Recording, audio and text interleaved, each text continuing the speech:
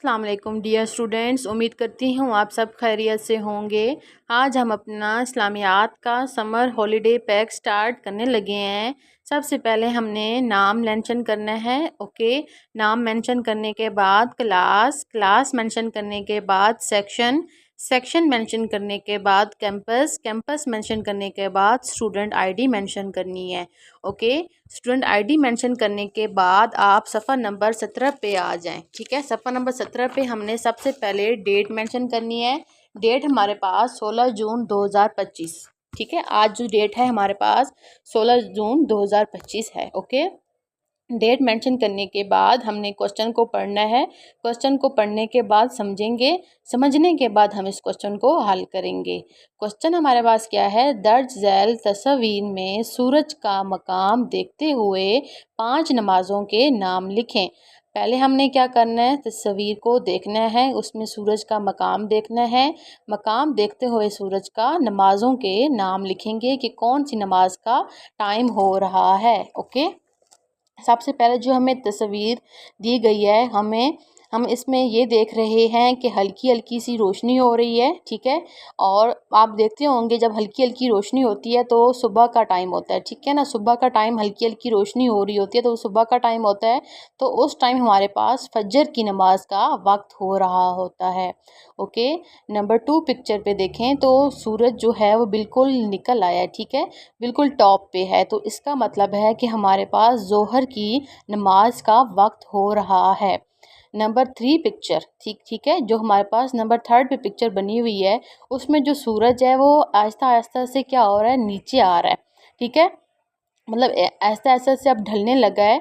ढलने का मतलब ये है कि वो अब आहिस्ता आहिस्ता से क्या होगा, नीचे आएगा और वो बिल्कुल गायब हो जाएगा। अभी वो आहिस्ता आहिस्ता आ रहा है, तो इसका ये मतलब है, नीचे आहिस्ता आहिस्ता आ रहा है तो इसका ये मतलब है कि अब हमारे पास असर की नमाज का वक्त हो रहा है।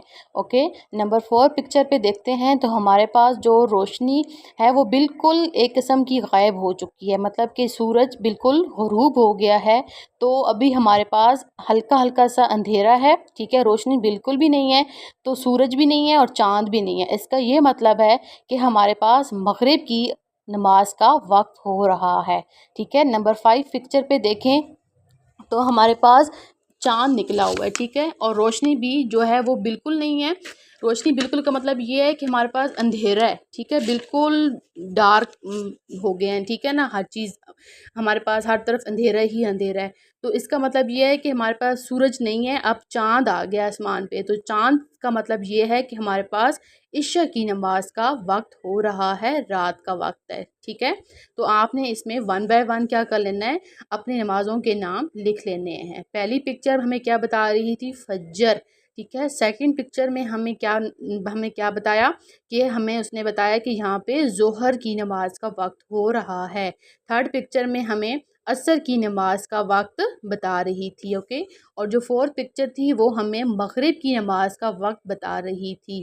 ठीक है, जो लास्ट पिक्चर थी हमारे पास 5, उसमें हमें इशा की नमाज का वक्त बताया। ठीक है, तो आपने 1 बाय 1 यहाँ पे क्या करना है, नमाज़ों के नाम लिख लेने हैं, फजर, जोहर, असर, मगरिब, इशा। ओके, अब हम नेक्स्ट क्वेश्चन पे आ जाएंगे। जो हमारे पास क्वेश्चन दिया गया है नंबर 2 क्वेश्चन, झैल में दी गई अल्लाह ताला की सफ़ात याद करें। ठीक है, अब हमें यहाँ पे अल्लाह ताला की 5 सफ़ात दी गई हैं। 1 बाय 1 हमने इनको पढ़ना है, पढ़ने के बाद इनको हम याद करेंगे। जो सबसे पहले हमें अल्लाह ताला की सिफ़त दी गई है, अल्लाह ताला एक है, उसका कोई शरीक नहीं। ओके, उसके बाद सेकंड नंबर पे जो दी गई है, अल्लाह ताला सबसे बड़ा है।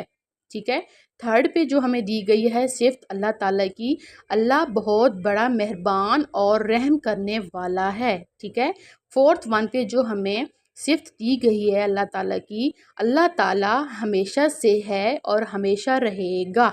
ओके, लास्ट पे जो हमें दी गई है अल्लाह ताला की सिर्फ, अल्लाह ताला हर चीज़ पर कादिर है। ओके।